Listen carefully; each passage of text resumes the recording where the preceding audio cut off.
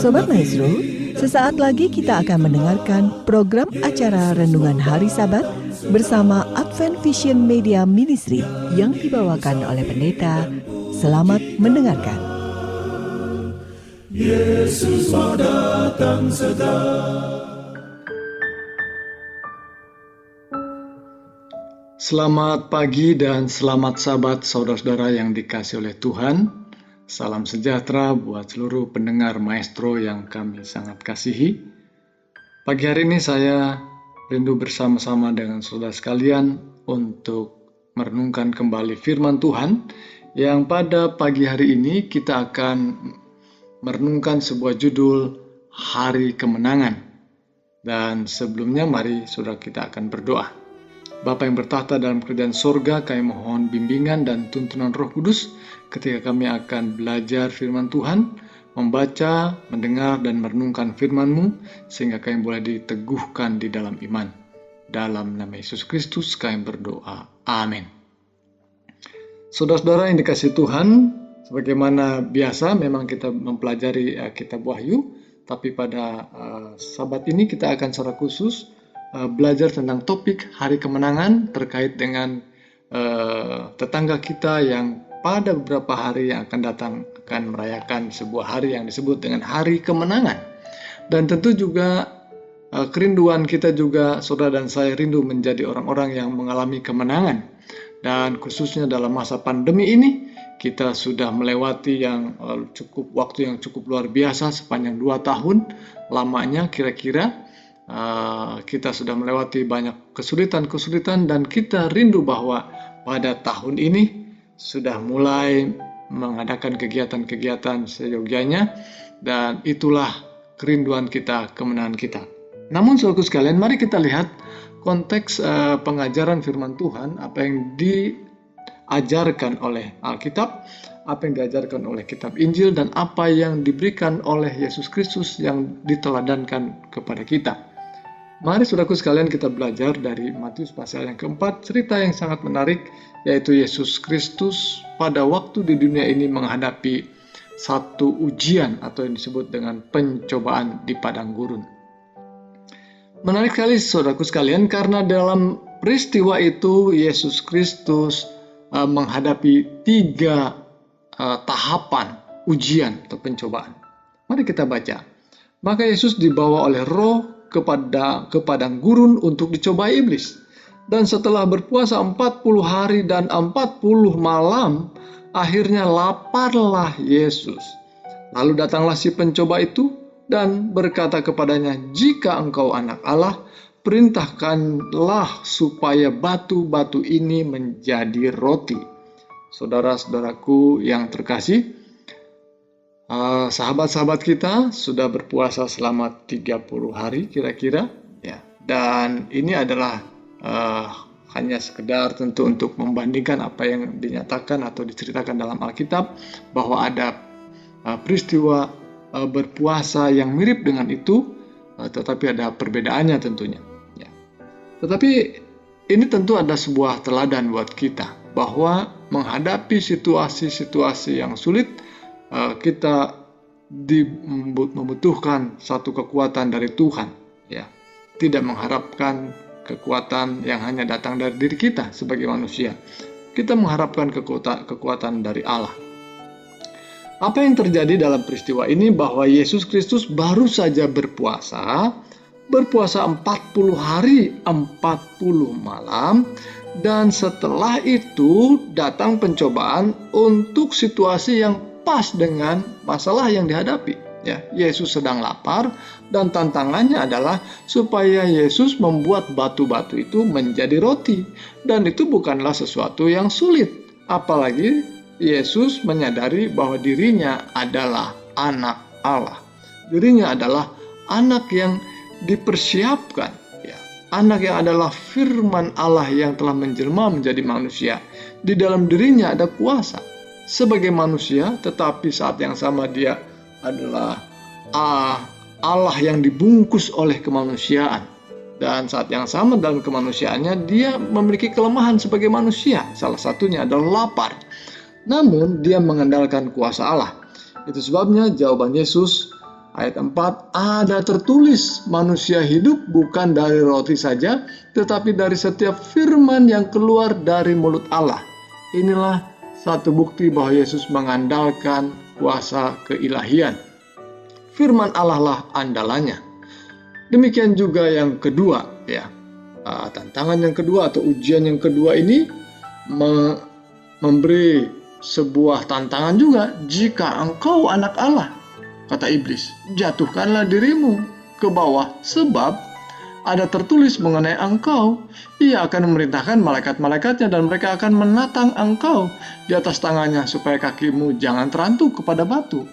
Iblis menggunakan ayat Alkitab untuk mengujinya, bahwa kalau engkau menjatuhkan diri dari atas bubungan, ya, maka engkau akan ditangkap oleh malaikat, ya, akan ada keselamatan.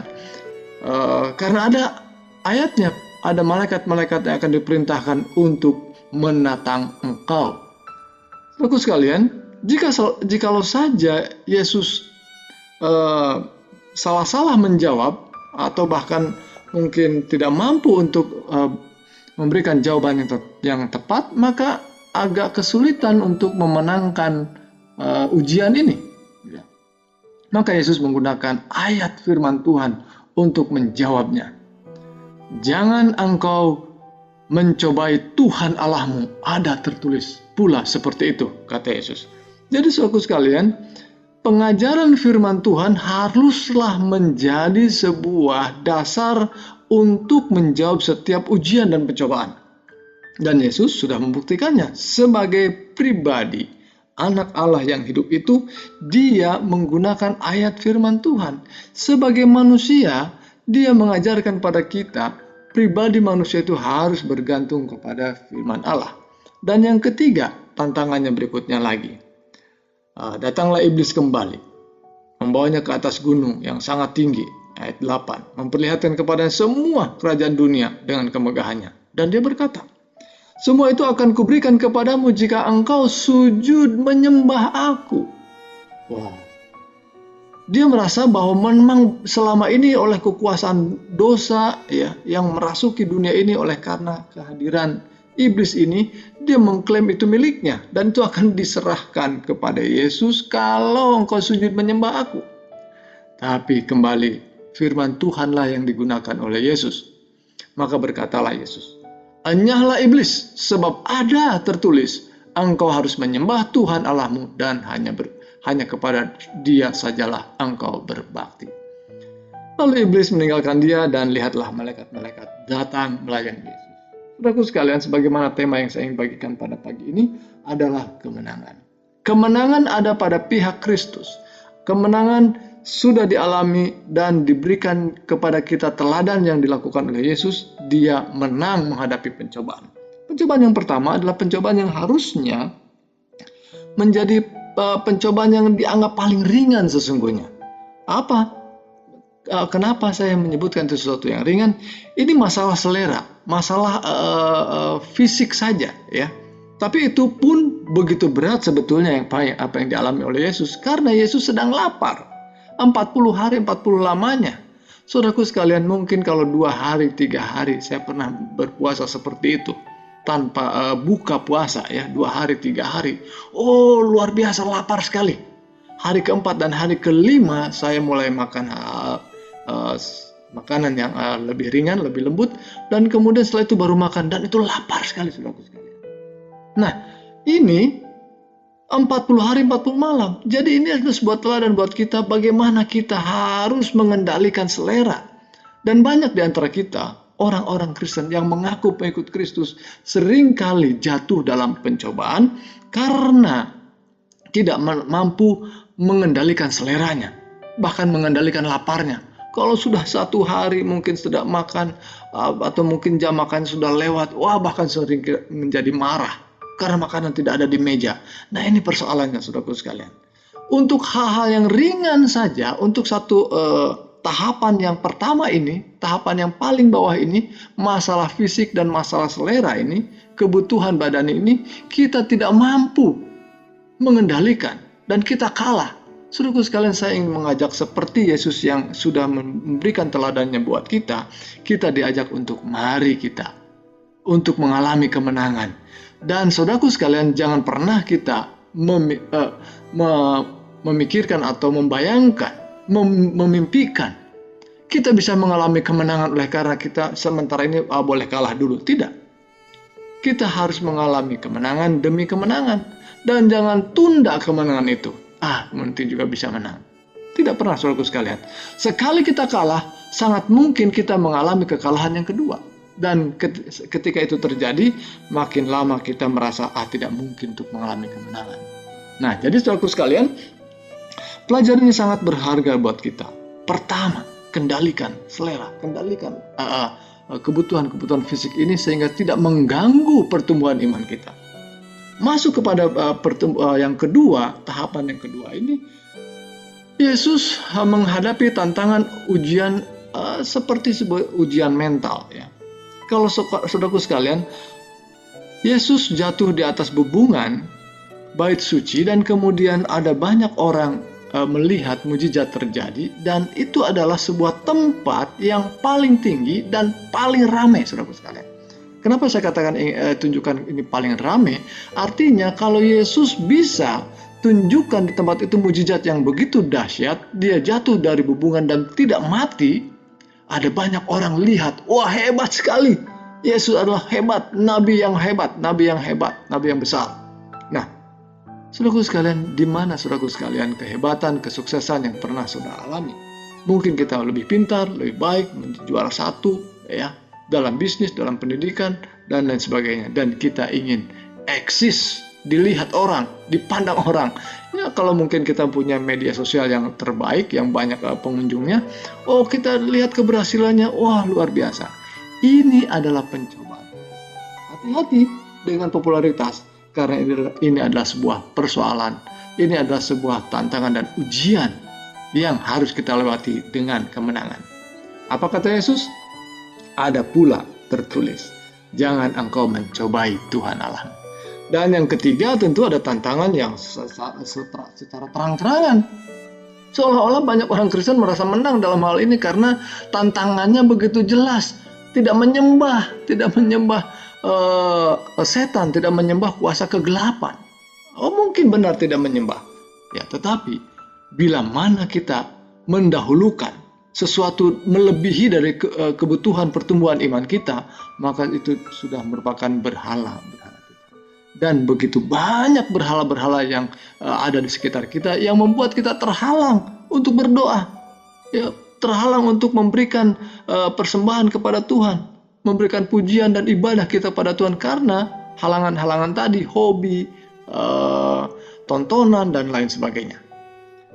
Baik, saudaraku sekalian, ketika Yesus menunjukkan kemenangan-kemenangan ini, Tuhan kita rindu bahwa kita boleh mengalami kemenangan-kemenangan iman lainnya, dan kita dituntut untuk memiliki kemenangan itu. Baik, saudaraku sekalian, saya akan beralih pada beberapa ayat yang lain tentang kemenangan-kemenangan iman kita.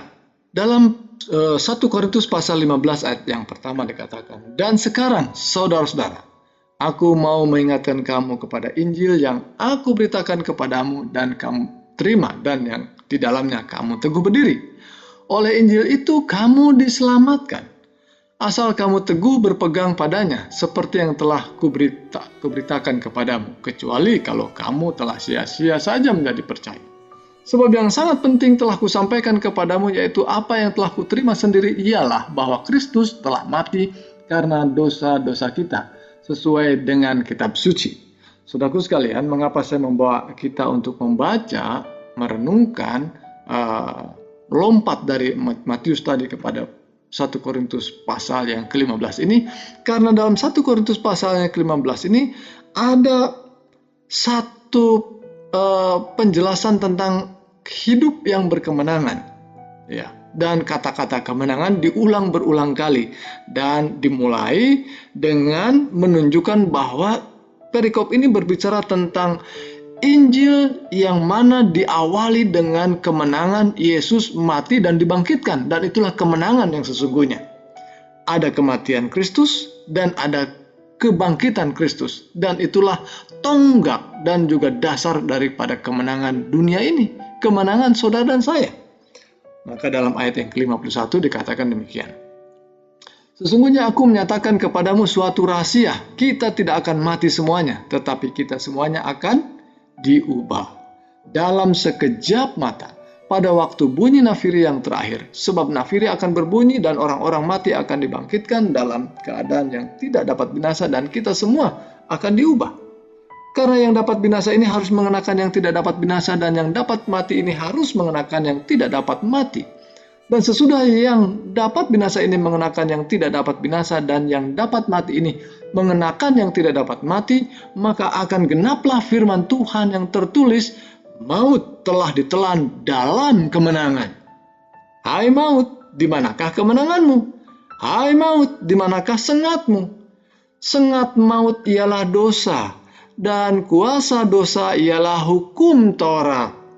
Tetapi syukur kepada Allah yang telah memberikan kepada kita kemenangan oleh Yesus Kristus Tuhan kita. Karena itu, saudaraku yang kekasih, berdirilah teguh, jangan goyah, dan giatlah selalu dalam pekerjaan Tuhan, sebab kamu tahu bahwa dalam persekutuan dengan Tuhan, jerih payahmu tidak sia-sia. Saudara-saudara yang dikasih oleh Tuhan, ayat-ayat dalam 1 Korintus pasal yang ke-15 ini mengingatkan dan menunjukkan kepada kita akan kemenangan yang sudah pasti. Kemenangan yang dijanjikan oleh Tuhan kita kalau kita mau percaya kepada Tuhan Yesus Kristus. Kepada Dia yang karyanya, yaitu kematian dan kebangkitan di kayu salib, adalah sebuah kemenangan. Dan bukan hanya kematian dan kebangkitan, sejak waktu Dia hidupnya pun ada banyak pengalaman yang dapat kita teladani, seperti yang saya ceritakan tadi dalam Matius pasal yang keempat. Itu adalah teladan yang luar biasa, sehingga tidak mungkin kita dapat mencelanya, dan kita tidak mungkin dapat menghindar bahwa itu kan Tuhan kita. Tidak, Dia adalah manusia biasa. Sebagai manusia Dia merasa lapar, ya. Jadi sesungguhnya itu teladan yang tidak mungkin kita dapat elakkan. Sesungguhnya saudara dan saya bisa mengalami kemenangan. Demikian juga saudara dan saya bisa mengalami kemenangan nanti ketika kita diizinkan Tuhan beristirahat. Kita akan mengalami kemenangan, yaitu kita dibangkitkan di dalam janji yang pasti bahwa kita masuk ke dalam kerajaan surga. Kita mati, diistirahatkan di dalam kubur, dan saatnya pada waktu akhir zaman ketika Yesus datang yang kedua kali, kita yang percaya dan yang setia kepadanya, kita akan dibangkitkan dalam keadaan yang tidak dapat binasa lagi, seperti yang kita kutip dalam 1 Korintus pasal 15 ayat 51 sampai 55 ini, bahwa kita diubahkan, saudaraku sekalian. Tubuh kita diubahkan, tubuh yang tadinya tidak dapat binasa, yang tadinya dapat binasa menjadi yang tidak dapat binasa, yang tadinya bisa mati menjadi tidak dapat mati. Itulah janji yang Tuhan berikan. Dan benar-benar mereka yang hidupnya percaya dan setia pada Tuhan, mereka akan diubahkan.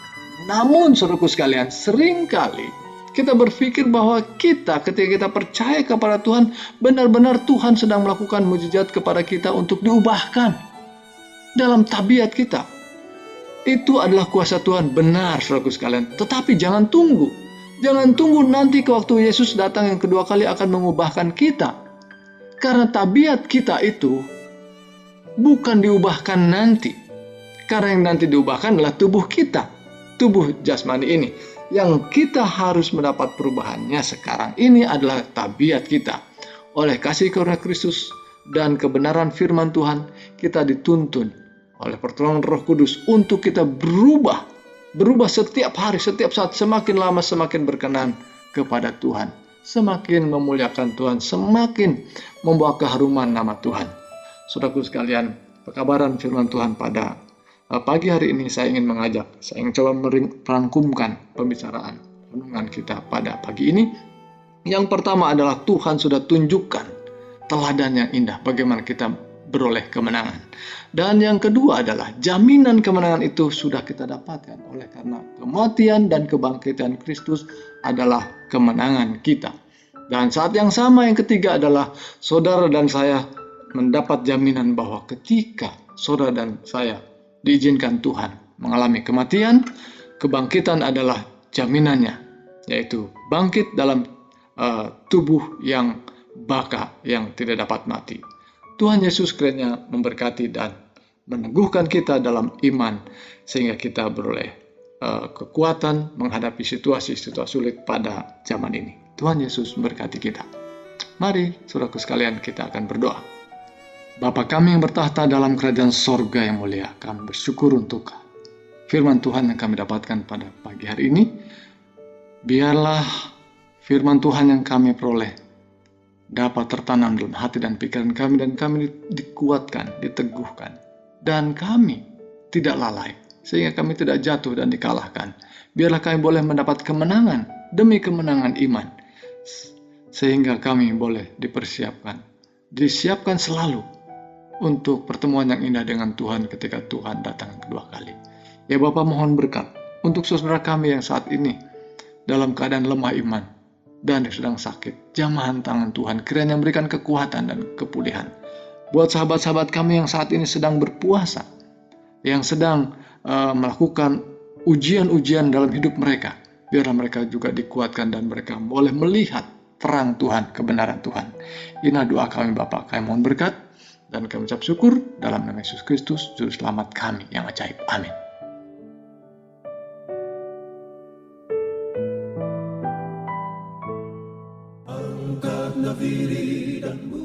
Sobat Maestro, Anda telah mendengarkan program acara Renungan Hari Sabat bersama Advent Vision Media Ministry. Untuk tanggapan pendengar, hubungi 087 888 777 689. Terima kasih atas kebersamaan Anda. Tuhan memberkati.